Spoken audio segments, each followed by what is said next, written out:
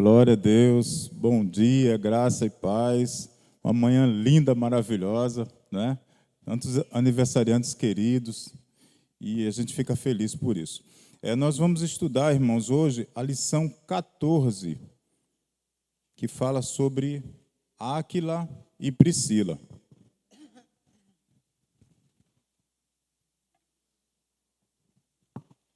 Mas eu vou pedir que os irmãos abram no livro de Reis, segundo Reis, capítulo 5.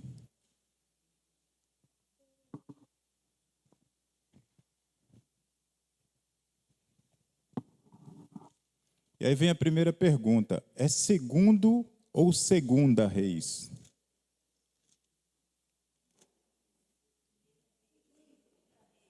Segunda?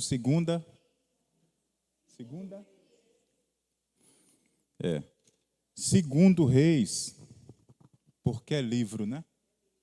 Primeiro, segundo Samuel, Crônicas, Reis, porque é livro. E lá nas epístolas, que às vezes a gente fala segundo aos Coríntios, é segunda, porque são epístolas, né? Segunda aos Coríntios, epístolas ou cartas, segunda, primeira e segunda aos Tessalonicenses. Amém? Então, irmãos, eu estava ali meditando e pedindo ao Senhor que me desse direção. Os irmãos sabem que eu não sou professor, até então, né? É a segunda vez que eu estou aqui com vocês, né? E eu e irmão Manuel, que sempre, de vez em quando, ajuda também, né? E a gente fica preocupado, porque tendo professores como o pastor Eli, como o pastor Jailton, né? Nosso pastor Edinaldo, que está sempre na cobertura, na falta, irmão Djalma, e, meu Deus, tantas e tantas pessoas, aí, eis-me aqui. Né? Aí o Senhor me deu essa palavra. Eu disse, puxa vida, a gente vai falar sobre, Senhor, a gente vai falar sobre Áquila e Priscila, não é? E a revista diz assim, gente que fez personagens do Novo Testamento. Então eu estou pedindo ao Senhor um norte. O Senhor está me girando para 180 graus. Eu estou ali, vou lá para Naamã, falando sobre Naamã, não é? No Antigo Testamento. Alguém aqui presente, temos visitantes? Algum visitante? Não, né? Alguém aqui presente, então eu creio que não. Nunca leu alguma passagem sobre Naamã? Claro que não, né? Eu já estou vendo irmãos da igreja, o pastor aqui com a esposa, né? Então, assim, aí o Senhor me conduz para lá. E aí, Naamã, comandante do exército do rei da Síria, né? Era grande homem, segundo Reis, capítulo 5. Capítulo 5, do 1 ao 14, mas nós não vamos ler toda a passagem, tá certo? Porque a direção do estudo é sobre Áquila e Priscila. Mas nós vamos discorrer um pouquinho sobre essa passagem. Naamã era comandante do exército, né, respeitado pelo povo e pelo seu senhor, pelo rei da Síria. Não é? E aí nós sabemos que Naamã, apesar de todo esse garbo, comandante, general do exército, senhor da guerra, Naamã era, o versículo 1 diz assim, porém, ele fala da características de Naamã, do seu poder e tal, porém, leproso, não é? E aí, vai falando sobre tudo que se passou ali, até o versículo 14, e uma coisa que eu encontrei que parecia com o estudo, era que uma menina foi levada cativa como para ser serva da esposa do general Naamã, comandante do exército, né? Mas mesmo assim, cativa é diferente do que acontece com Áquila e Priscila, e a gente vai ver isso daqui a pouco, né? Mas eu digo, não é isso que o Senhor quer falar comigo, né? E aí, depois que eu vi essa passagem, irmãos, como é maravilhoso. Tantas vezes que eu já tinha lido, ouvi pregações sobre essa passagem, eu digo, eu comecei a ler ali até o versículo 14, como é que Deus é lindo, e Deus fala, Deus traz tantas mensagens de uma passagem para você, né? E aí me fez lembrar de um irmão, de vez em quando eu falo desse irmão que no início da minha caminhada, ele foi meu discipulador, da Assembleia de Deus ele me abraçou, pequenininho, desse tamanho, né? E aí, a gente, às vezes, quando estava lendo alguma passagem bíblica, ou alguém falava alguma coisa com ênfase, aí ele falava, puxa vida, isso dá uma mensagem, me arruma uma caneta aí. E aí ele pegava a caneta, um papel, né? O pessoal assembleano, desde cedo, ele já vai levando, já vai pregando, já vai, né? Daqui a pouco é presbítero, pastor e tal. Então ele tinha isso com ele já anotava, já gerava uma mensagem para ele. Espetacular, lindo aquilo ali, né? E o que eu senti daqui dessa passagem que o Senhor me conduziu foi que Naamã, apesar do seu garbo, quando ele chega com seus carros e cavalos e carros ali, né? E aí é levado para o profeta, e o profeta não recebe ele, leva o mensageiro, né? O profeta Eliseu, manda o mensageiro lá, e aí manda ele mergulhar naquela água ali 7 vezes, e ele não queria, e o Senhor levanta homens para se aproximar dele e dizer que, pô, Senhor, se fosse algo mais difícil, o Senhor não faria, né? Mas tudo bem, então vou lá e faço. E aí Naamã tem a cura daquela lepra, não é? E aí, irmãos, o que Deus falou comigo foi assim: para nós lermos a palavra do Senhor, nós temos que nos despojar de nós mesmos. Quando a gente lê por ler, às vezes cheio de prepotência, quando nós temos saúde, irmãos, e a situação financeira em casa está boa, a situação financeira familiar está boa, a gente esquece um pouquinho da obra. Isso aí, infelizmente, é natural da grande maioria de nós, não é? Então, quando nós lemos a palavra com humildade, orando que o Espírito Santo nos esclareça, nós nos despojamos de nós mesmos. As coisas acontecem diferente. Foi o que aconteceu aqui quando eu li essa palavra, essa passagem, e aqui eu descobri tantas ricas mensagens, tanta coisa maravilhosa, que a gente pode desfrutar, né? Então, dessa passagem eu tirei que nós precisamos nos despojar de nós mesmos para ler a palavra de Deus, para que o Espírito Santo fale com a gente. Dito isto, vamos para o livro de Atos, no capítulo 18.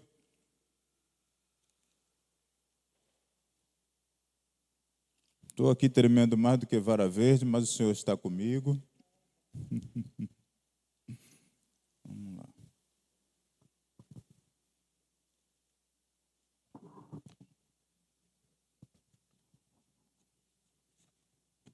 Atos 18 e a lição 14 da revista, né? E a revista, na realidade, nós vamos primeiro para 2 aos Coríntios, tá certo? 2 aos Coríntios, sabendo agora que é segunda, eu falei segundo, né? Segunda Epístola aos Coríntios, capítulo 4, os versos 7 a 15. Segunda Epístola de São Paulo, os capítulos 4, versos 7 ao 15, é a nossa leitura devocional da lição, né?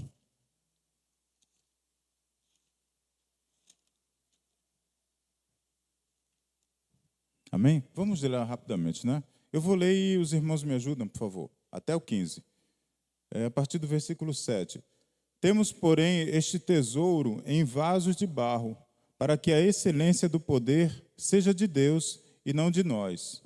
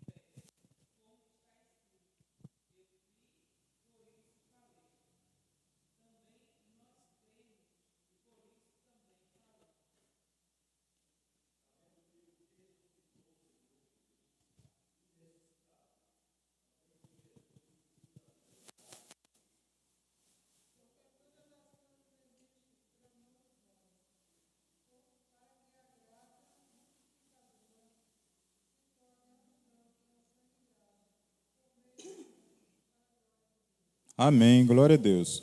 Os versículos, eu destaquei aqui os versículos 8, 9 e o versículo 15. Os versículos 8 e 9. Em tudo somos atribulados, porém não angustiados. perplexos, porém não desanimados, perseguidos, porém não desamparados, abatidos, porém não destruídos. Tem até um louvor, né? Vivemos por fé. Não vou me atrever a cantar, não, porque Caio está aqui, os meninos do louvor, e o irmão aí e a esposa, né? Então, mas é lindo esse louvor, né? Então, assim, nós, quando entendemos Jesus, passamos por tempestades, mas passamos diferente das pessoas que não conhecem Jesus com a proximidade, né? A gente tira isso também muito em velórios, né? Que é um momento triste. E a tristeza, o choro é genuíno, irmãos. Mas dificilmente você vai ver num velório assim de crentes, um crente ali fazendo escândalos, né? Não que eu esteja criticando, irmãos, mas é porque o nosso consolo é do Senhor. O Espírito Santo, ele nos dá bálsamo, não é? A tristeza, como eu falei, é autêntica e nós temos o direito de chorar, de se entristecer, porque é uma perda. Por mais, olha, até na outra aula que eu dei, a gente falou do irmão Sebastião, né? E assim, por mais que a gente ame e saiba que aquela pessoa está na glória, está muito, infinitamente melhor, mas ela estava conosco e agora não está mais. E a gente, de certa forma, tem um santo egoísmo, não é? A saudade é genuína, não é? Mas é isso. Sim, eu ia pedir uma coisa para os irmãos. Quando, às vezes, eu esquecer de alguma coisa, por favor, os irmãos me ajudem, porque isso acontece comigo também. Eu estou falando alguma coisa, se eu sair um pouquinho, aí, às vezes, eu esqueço. Aí os irmãos vão dizer assim, pronto, esse professor aqui está arrumado, né? Já começa falando de uma lição sobre Áquila e Priscila, vai lá para o Antigo Testamento e ainda diz que esquece às vezes o que está falando. Mas vamos seguindo. O versículo 15, ele diz assim, porque todas as coisas existem por amor de vós, para que a graça, multiplicando-se, torne abundantes as ações de graças por meio de muitos para a glória de Deus. Quantas vezes nós somos reconhecidos ao Senhor, nós louvamos o Senhor com ações de graça pelas maravilhas que Ele nos fez. Irmãos, eu costumo orar com Cláudia lá em casa, no café da manhã, e a gente já agradece por tanta coisa, irmãos. A gente agradece pelo abrir de nossos olhos, pela noite de sono, pela proteção do nosso lar, pelo ar que nós respiramos, né? Quando em pouco tempo tantas pessoas morreram sem respirar, irmãos. E esse ar é de graça, o Senhor nos dá. A gente não faz muito esforço, né? Eu estou com minha mãe, que está com 40% da capacidade pulmonar. Minha mãe fumou a vida inteira e ainda fuma.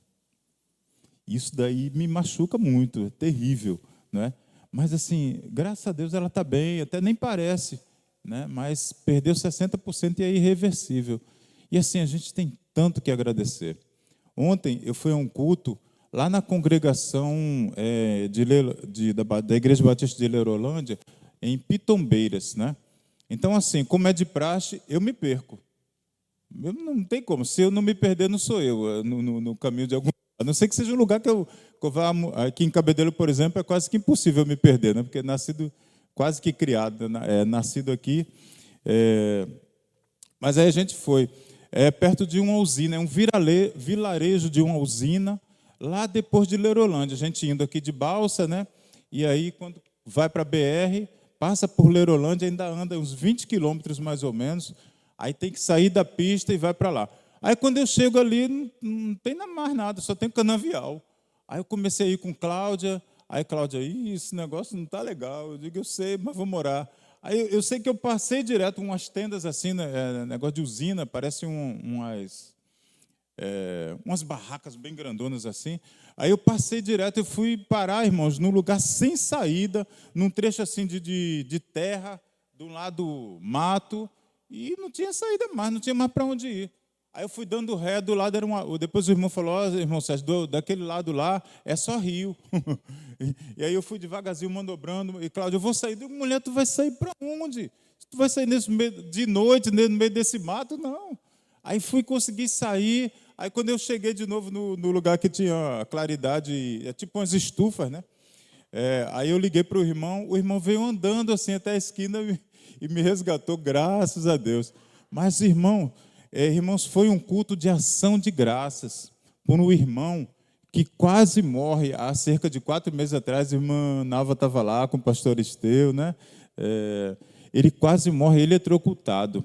O irmão é pedreiro, trabalhando em cima de uma casa, tocou num fio que ele não viu que estava desencapado em uma certa parte, ele caiu lá de cima. O irmão que foi ver disse que ele caiu de cerca de uns 5 metros e ficou agarrado lá. Ele não caiu e soltou do fio, ele ficou agarrado. Até que veio alguém com a galha seca, bateu e aí tirou. Esse irmão, ele disse que ele via tudo que se passava e em um certo momento ele sentiu o cheiro de queimado. E de fato, depois a gente vendo a mão dele, fez um rombo assim na mão, sabe? Graças a Deus agora está cicatrizado.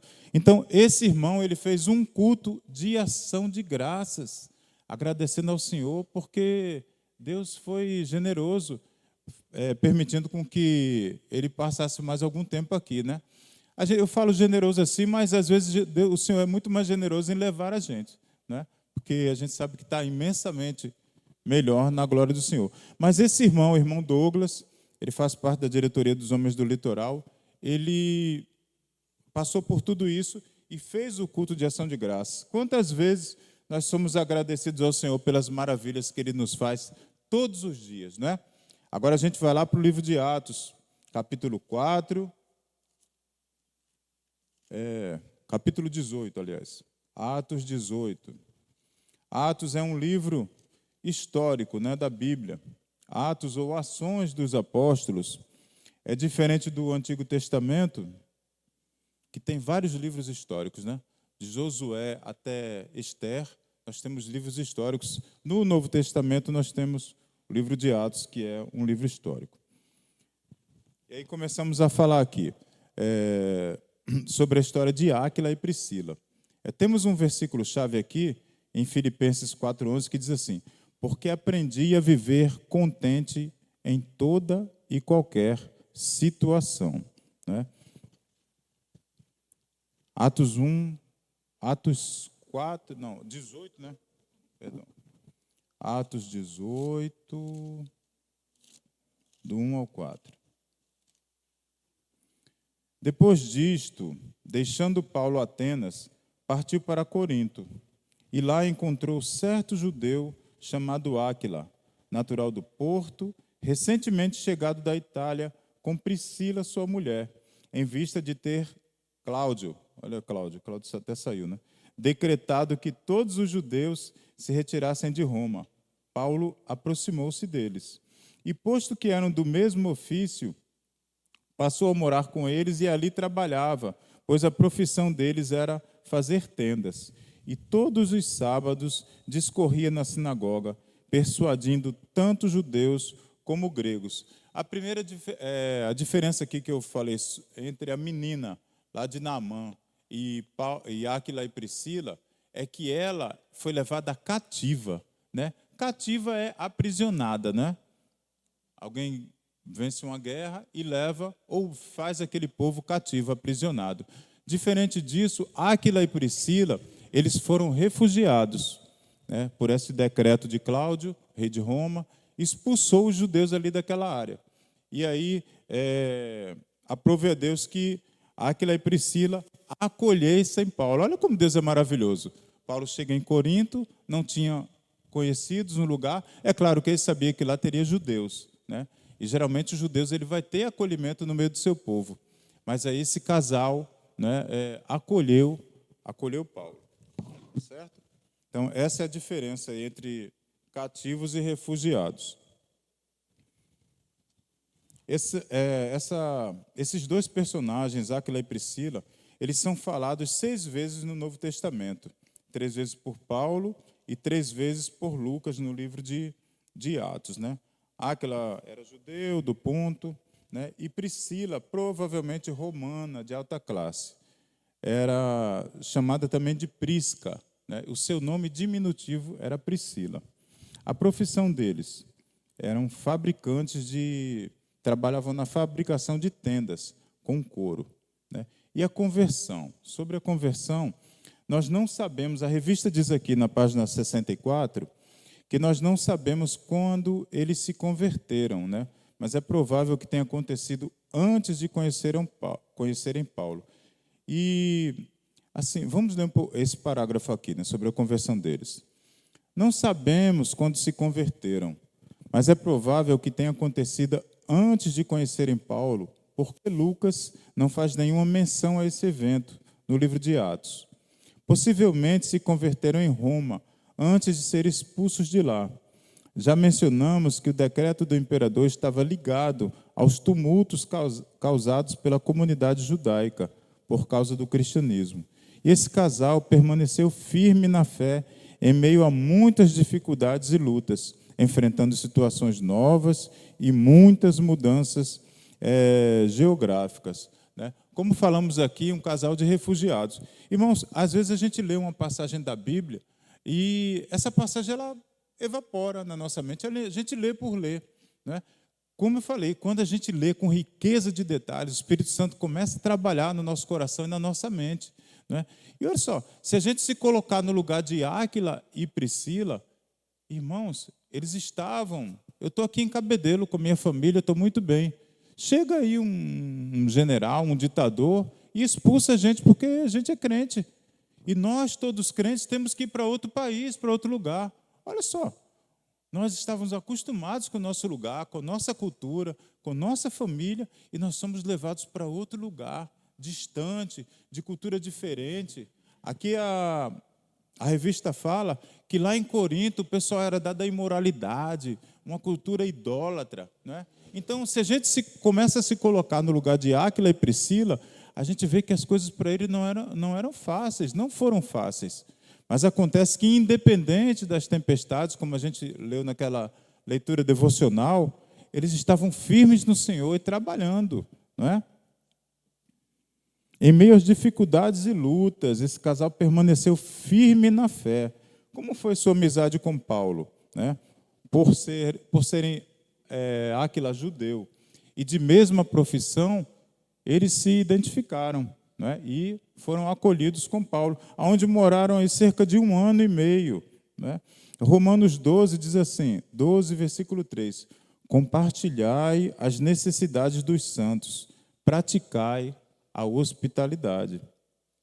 E a primeira aplicação que a revista nos dá é assim, ó, você tem um lar aberto para receber as pessoas? Lembre-se do ensino de Pedro, no capítulo 4, versículo 9, e Hebreus 13, 2. Algum irmão pode ler, abrir rapidamente aí. Um em 1 Pedro 4, 9, na primeira carta de Pedro, 4, versículo 9, e o outro na epístola aos Hebreus 13, versículo 2. Isso.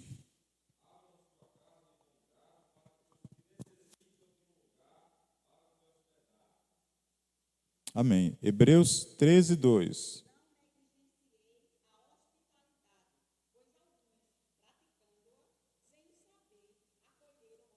Olha que coisa linda. Olha, um dia desse, tendo aula, o professor, inclusive batista, Vinícius, ele é envolvido na juventude, é carioca, na juventude batista brasileira. Ele falou assim, irmãos, agora eu não lembro se foi o Vinícius ou foi o professor Ricardo. Ele falou assim, olha, o ministério angelical não cessou. Sabe, irmãos, a gente não pode viver de fantasias, com falsas revelações, inventando profetadas, mas a revelação, as profecias, as revelações e os anjos, meus irmãos, não cessaram de estar conosco, sabe? O Senhor fala que quando nós acolhermos alguns desses pequeninos, nós podemos estar acolhendo Ele. Entendeu? Então, a gente precisa refletir sobre isso. Aqui a revista fala que podemos imaginar os três trabalhando na oficina, conversando sobre as escrituras do Antigo Testamento e sobre as promessas a respeito da vinda do Messias. Paulo diz aqui, em Atos 18, versículo 9, não temas, pelo contrário, fala e não te cale. Nós precisamos ter ousadia para falar do Senhor. Muitas vezes eu me senti inibido em estar em certo lugar e não consegui falar, as pessoas estavam ali, e eu não conseguia, eu digo, meu Deus, me dá uma brecha, me desencabula, para que eu possa falar de Jesus para essas pessoas, né? E aí o Senhor vai me dar oportunidade. Porque tem gente que ele chega em todo lugar e ele já tem uma facilidade, né, de pegar amizades, de se relacionar, de conversar, né? Mas eu não sou muito bem assim. Eu gosto de pessoas, eu amo pessoas, mas eu não sou tão desencabulado, sou meio bronco, né? E aí um dia desse a gente foi para um hospital dos animais, lá em João Pessoa, perto do cemitério ali, na área do 13 de maio. E ali o pessoal estava falando de muitas coisas, de políticas, de não sei o quê, né? E cada um com seus bichinhos pet. Eu digo, nem animal eu tenho, né? Eu gostaria de ter um cachorro, mas não tenho. E a área da política que eles estavam falando é contrária ao que eu penso. E eu não vou nem falar sobre qual área que eles estavam falando, para evitar também, né, polêmica. Mas eu digo, meu Senhor, não tem nada aqui, uma brechazinha que eu possa falar de Jesus. Aí saí, fui em outro lugar, tomei um café, voltei meio desolado. Daqui a pouco que eu sento de novo, aí para uma moça num carrinho, vendendo açaí. Uma moça tão feliz, aí o irmão Samuel estava comigo, estava eu e a irmã dele, que foi levar uma gata. Aí Samuel falou com ela, você parece que é indígena, né, e tal. E ela parecia mesmo. Ela disse, não, eu sou lá do Pará, se não me engano, mas já moro aqui há muito tempo. Eu não lembro. Eu sei que, assim, com isso, a gente começou a fazer um certo relacionamento. Chegou um outro senhor com um pitbull, ficou no lugar mais afastado, mas ali próximo a nós. E a gente começou a falar de Jesus. Deus foi me dando a graça, Samuel falando, e eu falando. Daqui a pouco tinha uns 4, 5 pessoas ali, sabe? Assim, gente que, alguns deles, até um pouco arrediam a palavra. Mas, irmãos, quando a gente pede ao Senhor e fala com mansidão, a gente acolhe, sabe? Tem pessoas que falam da palavra com intrepidez, amém, mas de certa forma com certa arrogância e confrontando. Meus queridos, tem hora que a gente precisa até confrontar alguém, sabe? Mas a gente tem que levar a palavra em amor. Quando a gente leva essa palavra em amor, a gente conquista as pessoas. E aí elas querem saber mais de Deus. Elas passam a não ter repulsa por causa de nós, a palavra. É isso que eu ia até falar com os irmãos. Eu peço a Deus que nem eu e nem nenhum dos irmãos seja um instrumento de repulsa ao Evangelho, sabe?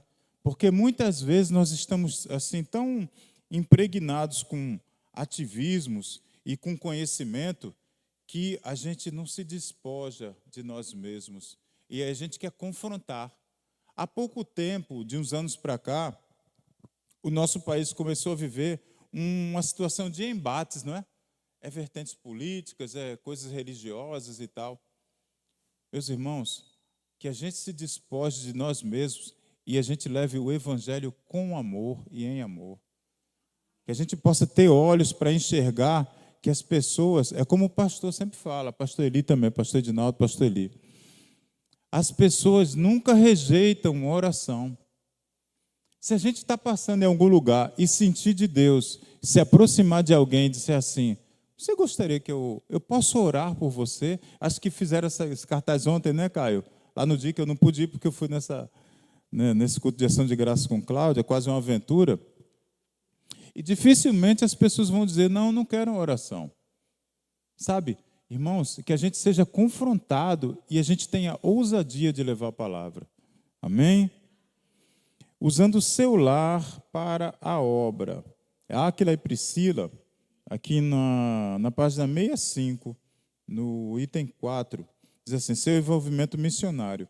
Áquila e Priscila viajaram com Paulo de Corinto para Éfeso. Porém, nesta cidade, Paulo ficou apenas alguns dias, né? Pois queria fazer uma visita a Jerusalém. E deixou aquele casal em Éfeso. E aí nós temos 2 passagens em que Paulo faz referência a eles. Na primeira carta aos Coríntios, né?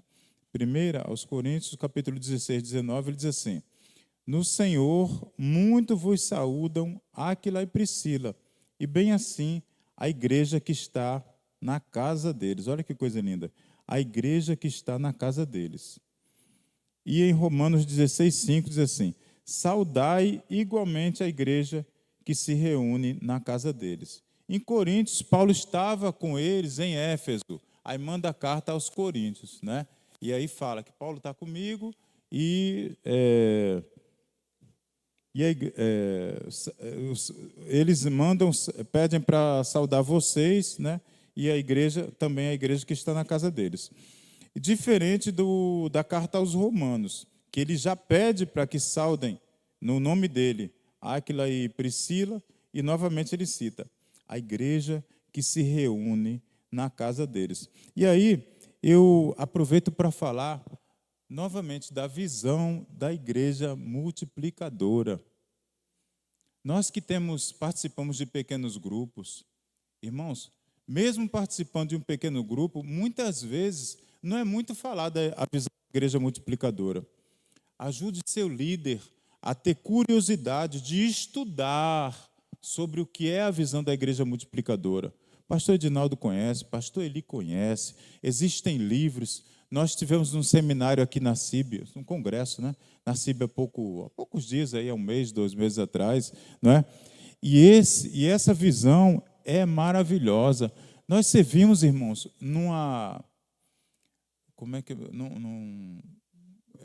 batista, presbiteriana, como é que eu chamo? Obrigado. Numa denominação maravilhosa, irmãos. Sabe? É organizada.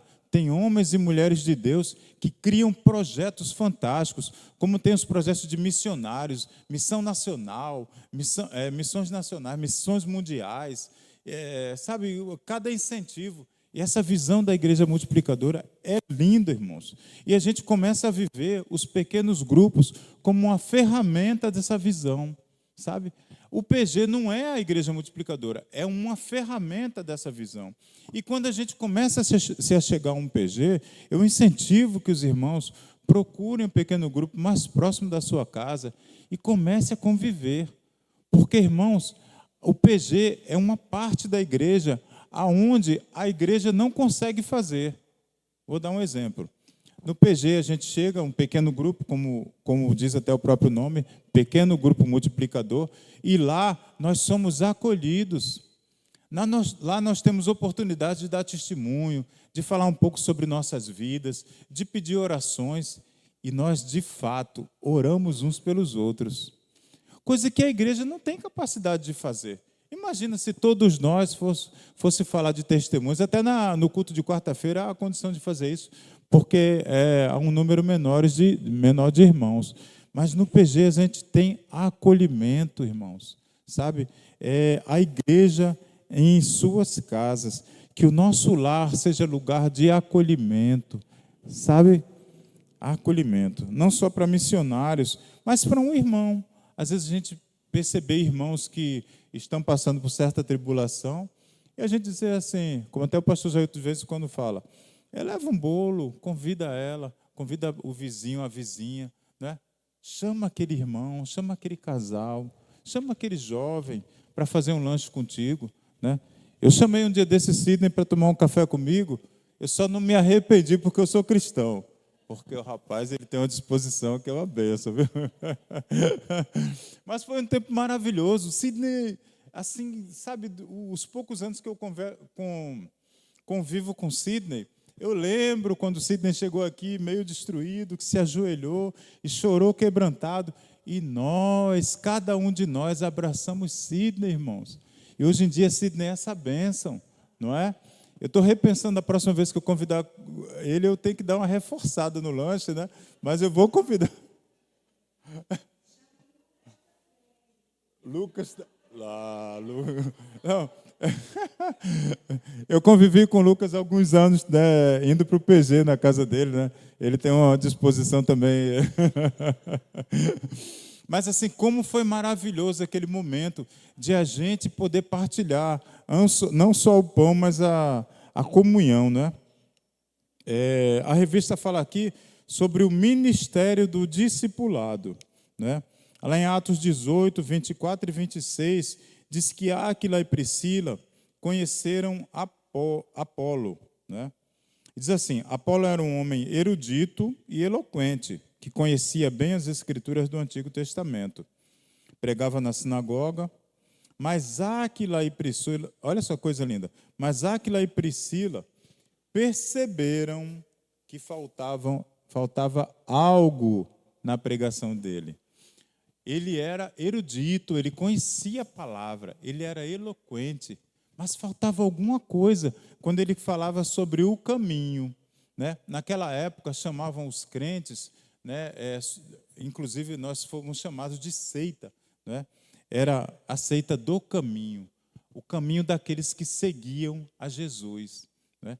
E aí, quando Apolo, mesmo tendo esse conhecimento das Escrituras, Áquila e Priscila viram eles falando de Jesus, perceberam que ainda faltava alguma coisa. Aí o que é que eles fizeram? Tiveram discernimento e chamaram Apolo e discipularam Apolo. Olha que coisa linda. Eu vejo assim, a lindeza disso é que Apolo também, por ser um cara com muito conhecimento, erudito, ele podia dizer: não, eu não preciso de vocês. Mas ele teve humildade, foi acolhido, não é, Bill? Ele teve humildade e foi acolhido por aquele casal. E aqui eu coloquei umas observações. Deixa eu ver o que foi, só um minuto. Então, eles perceberam que faltava algo na pregação, né? Então, eles perceberam, mas não como uma crítica destrutiva. E, às vezes, a gente percebe que tem pessoas que são, assim, pretensos à crítica. A crítica não é mal quando ela é construtiva, irmãos. Um dia desse, o pastor estava até nos dando uma orientação sobre a obra, não é? Que a gente tem que se desprover do negativismo e da crítica destrutiva. Se a gente tiver algo de bom, amém, a gente vai e fala. E eu tenho certeza, irmão, que o pastor vai receber. O pastor Jailton tem humildade suficiente, apesar de já ter todo um projeto feito para nos ouvir, entender aquilo que a gente vai falar. E algumas vezes eu já falei. A irmã uma vez me falou uma coisa, aí eu digo: vou falar com o pastor. Aí ele falou: Sérgio, inclusive eu já vi isso sim, tal. Aí me deu clareza do que ele já tinha visualizado e já estava fazendo. Então, a gente não vai ter rejeição ali, mas que a gente vá com o coração, sabe, cheio de amor. A grande diferença é essa, que a gente se desprova, não sei nem se existe essa palavra, de críticas destrutivas, irmãos, sabe? E assim, seja um ajudador na vida das pessoas, incentive elas a crescer. Eles tiveram discernimento com Apolo e acolheram Apolo e ensinaram aquele homem que tinha muito conhecimento das Escrituras, né? Mas eles acolheram. Que a gente possa ter esse discernimento na vida de pessoas, tanto fora quanto dentro da igreja. Muitas vezes, eu falo isso várias vezes, muitas vezes a gente está no banco da igreja, do lado do banco, tem uma pessoa que está destruída emocionalmente, mas a gente não consegue perceber, porque a gente já está tão engessado com a liturgia, com o ativismo, que a gente senta, levanta, faz aquilo que tem que fazer e vai embora e bate o carimbo. Quando chega em casa, bate o carimbo assim, ó, pum, tiquei mais um evento, mais um culto na minha vida. O senhor está vendo, Senhor, que eu fui a mais um culto? Sabe, irmãos, não é bem assim. Não foi para isso que o Senhor nos chamou.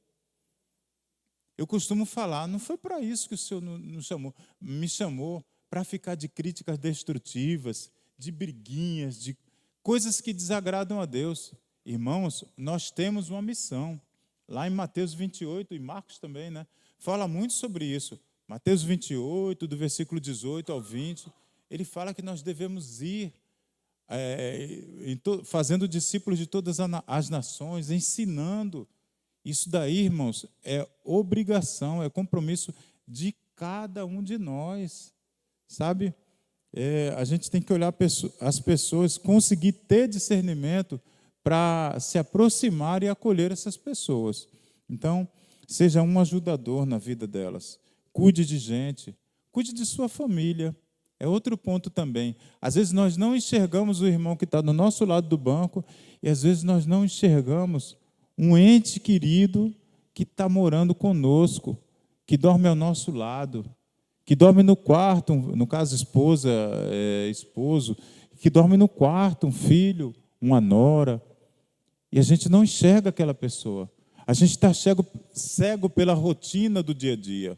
E as coisas vão passando e você... Eu fui assim já, irmãos. Eu acho que talvez ainda seja um pouco, eu tenho que lutar contra isso. Você quer as coisas corretas e acha que está agindo corretamente e vai seguindo a vida. Às vezes a pessoa está sofrendo do teu lado e você não consegue enxergar. Que a nossa casa seja o nosso primeiro ministério. Quando a gente começa a praticar isso dentro do nosso lar, com esposa, esposo, com filhos, né, com entes queridos, e aí o Senhor começa a nos fazer enxergar as pessoas fora. Que a gente nunca chegue para alcançar vizinhanças, cidades vizinhas, como de vez em quando a gente vai avançar lá, como já fomos muito em Alagoinhas, Pilõezinhos, né? E os irmãos que são mais antigos na igreja para muitas e outras cidades, que a gente nunca parta para a nossa vizinhança e cidades vizinhas e deixe a sua família de lado. Sabe, queridos, a gente cuide, a gente ame, a gente ore para que o Senhor quebre toda cegueira dos nossos olhos. Esses dias eu tive uma experiência muito rica com meu irmão, que eu não estava bem de relacionamento com ele. E ele se converteu há pouco tempo. É casado, tem 2 filhinhos. E me doía muito, foi morar em Campina Grande. Eu não gostava nem de ouvir o nome dele. É difícil, mas às vezes a gente tem que falar coisas que acontecem em nossas vidas, né? E espero que os irmãos não interpretem mal. Isso seja riqueza para a vida de cada um dos irmãos, tá certo? Eu evitava meu irmão e ele me evitava. Aí o Senhor fez com que a minha sobrinha, tenho 2 sobrinhas que amo demais, principalmente a pequenininha. A pequenininha, eu sou apaixonado por aquela menina, Laila. Mas Marlinha, se não me engano, está com 14 anos, acho que 14, 15 anos, está passando por um processo, eu peço até que os irmãos que lembrem, ore por ela. Ela pegou uma bactéria, dessas bactérias raras, no osso. Já fez um procedimento há 1 ano atrás, mais ou menos, e agora fez um outro procedimento, teve que furar um osso, a perna aí já deu uma afinada, mas o médico que está cuidando dela disse que isso pode voltar, né? Voltar ao normal, né? E glória a Deus por isso. Contactaram uma infectologista também, e ela está sendo cuidada, graças a Deus.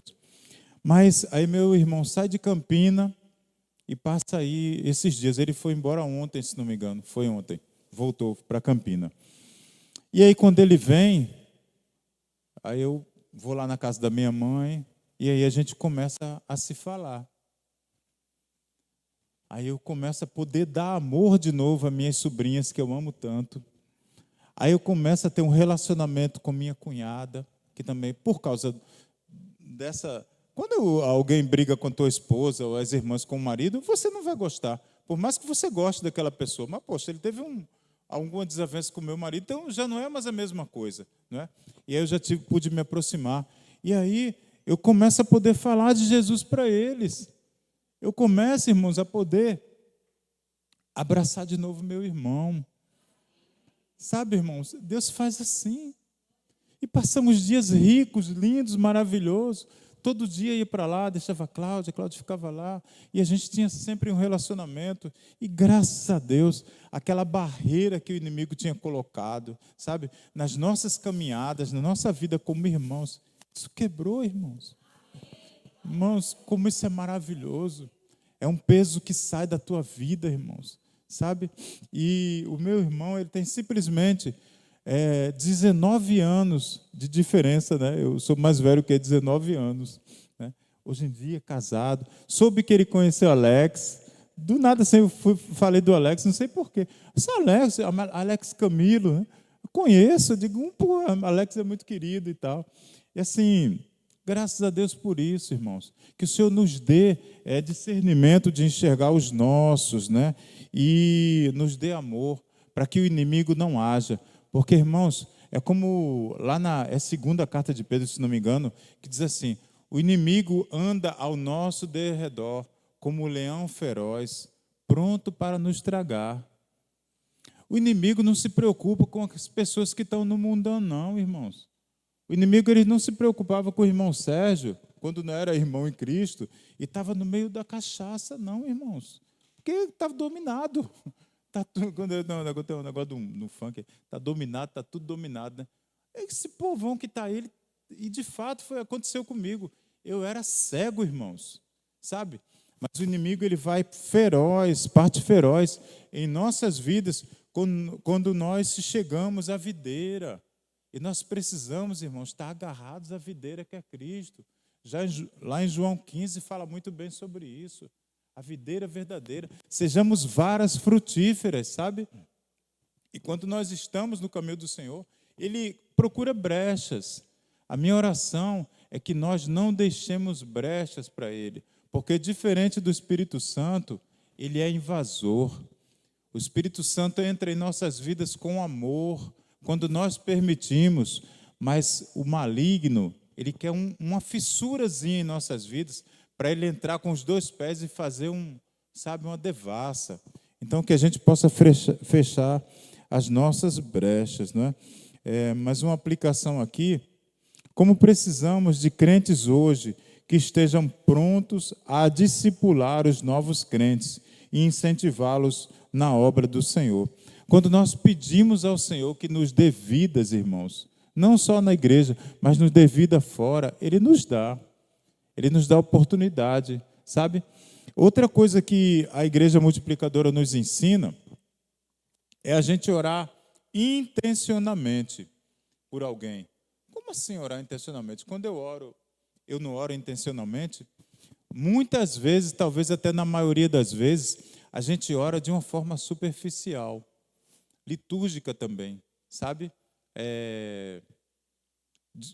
Que assim, como um certo ativismo. É normal em nossas vidas, a gente vai e ora. E até, assim, alguém pede uma oração por um familiar, por alguém na igreja, e a gente até ora, mas não ora com profundidade, não ora de forma intencional. Né? E a visão da Igreja Multiplicadora, ela nos fala sobre vida na vida e nos dá uma estratégia. Tem um cartão de oração, e nesse cartão a gente coloca o nome de umas pessoas que não são crentes. E aí, essas pessoas, a gente primeiro ora por elas, vizinhos ou pessoas que a gente queira falar de Jesus e a gente encontra alguma barreira, a gente, em primeiro lugar, a gente ora por elas. E depois, pessoas avessas ao Evangelho, muitas vezes. E muitas vezes elas não são nem avessas ao Evangelho, elas são avessas a nós, porque não temos amor para falar de Jesus, sabe? E aí a gente chega e passa por aquela pessoa e diz assim: tudo bem, olha, eu estou orando pela sua vida. Aí aquela pessoa, o Serjão mal para falar comigo, nunca falou de Jesus para mim. Não tô, como assim, né? E aí, beleza, estou orando pela sua vida, mas você já lança semente. Daqui a um pouco, você continuando orando por aquela pessoa, você vai parar daqui a uns dias, um tempo estimado aí, e aí você vai parar perto dela e dizer assim: eu posso orar por você? Aquela pessoa já sabe que você estava orando pela vida dela. E aí você pergunta: eu posso orar por você? É estratégia. E aí, dificilmente ela vai dizer não. Você já começa a ter ali um relacionamento, sabe? O Espírito Santo vai ali e te dá estratégia para que você possa ali com aquela pessoa ter um relacionamento. E a minha oração é que através dessa e de outras estratégias que o Senhor nos dá, a gente possa acolher pessoas, trazer para a casa do Senhor e muitas almas sejam convertidas. Amém? A partir das nossas vidas, queridos. Você é amigo em todos os tempos, como Áquila e Priscila? Sabe, a gente tem discernimento do irmão que está precisando de ser acolhido, a gente tem discernimento de pessoas que não conhecem o Evangelho e a gente consegue quebrar barreiras em nós mesmos e acolher essas pessoas. Chegando aqui à conclusão, eu vou ler aqui, tá certo? Diz assim: não deve ter sido fácil para Áquila e Priscila se manterem firmes na fé, em meio às perseguições dos crentes, mas onde andavam, testemunhavam de sua fé em Cristo, em palavra e em ação. Abriam seu lar como ponto de pregação em Corinto, na Grécia, em Éfeso, na Ásia Menor, e em Roma, na Itália, capital do Império Romano. Mudar de casa é difícil, mas mudar de país é bem pior. Mas não reclamavam. Todas as circunstâncias os levaram para mais perto do Senhor. Olha que coisa linda. Que exemplo de vida cristã para nós. Que saibamos, como Áquila e Priscila, colocar em primeiro lugar o reino de Deus. Colocando em primeiro lugar o reino de Deus, nós vamos ter amor por vida, por gente, amar pessoas, buscar relacionamentos autênticos que falem de Cristo na vida de pessoas. E que Deus abençoe esse estudo e que os irmãos tenham paciência com o irmão Sérgio, com qualquer outro irmão, que não seja o pastor Jailton e Eli aqui, tá certo? Mas que, se o Senhor permitiu que eu chegasse até aqui, Ele esteve comigo. E eu espero que o Senhor abençoe cada vida aqui. Amém? Deus abençoe. Obrigado.